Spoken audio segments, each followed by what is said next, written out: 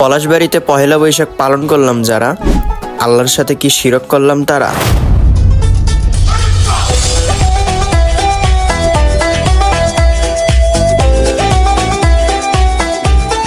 Hello guys, আসসালামু আলাইকুম। I am Mehedi Hasan Miraz and this is my new blog video. তো সবাইকে শুভ নববর্ষ। পয়লা বৈশাখে সকালবেলা বেরিয়ে পড়লাম, সকাল বললেও ভুল হবে, প্রায় 10টা সাড়ে 10টা বেজে গেছে। অ্যান্ড পয়লা বৈশাখের সকল কার্যক্রম পলাশবাড়িতে অলরেডি শেষ। দেন হচ্ছে আমরা চলে আসলাম পলাশবাড়ি শহীদ মিনারে এবং আমরা উপজেলা পরিষদের দিকে যাব। প্রতি বছরই কিন্তু এখানে বর্ষবরণ অনুষ্ঠান হয় এবং প্রতি বছরের নেই এবছরেও বর্ষবরণ অনুষ্ঠান হবে, আর সেই অনুষ্ঠানকে আপনাদেরকে দেখানোর চেষ্টা করব। তো অলরেডি আমরা অবস্থান করতেছি উপজেলা পরিষদের গেটে এবং ভিতরে প্রবেশ করার পর আমরা দেখতে পাই লাল সাদা রঙে সবাই রঙিন হয়ে আছে এবং সবার হই হুল্লোড়ে আজকের দিনটা যেন একদম উৎসবমুখর হয়ে উঠেছে।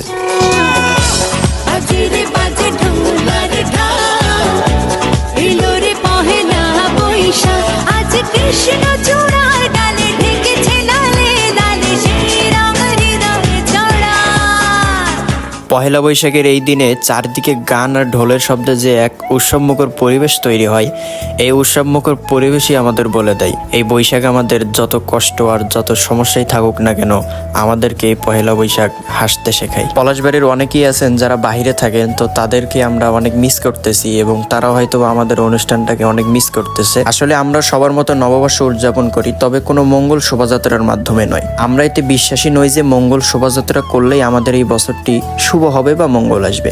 আমরা অবশ্যই নববর্ষ পালন করি, বাংলায় যখন জন্মেছি তখন বাংলার ঐতিহ্যকে সম্মান করি এবং আমরা বাঙালি, মাছে ভাতে বাঙালি। সেজন্য আমরা পরিবার পরিজন নিয়ে একই সাথে বাংলার ঐতিহ্যপূর্ণ খাবার পান্তা ভাত এবং ইলিশ মাছ ভাজাকে কেন্দ্র করে পরিবারের সকলেই একসাথে বসে নববর্ষের দিন সকালে আমরা খাবার দাবারের আয়োজন করে থাকি। বিকেল বেলায় তোমায় নিয়ে বকুল তলায়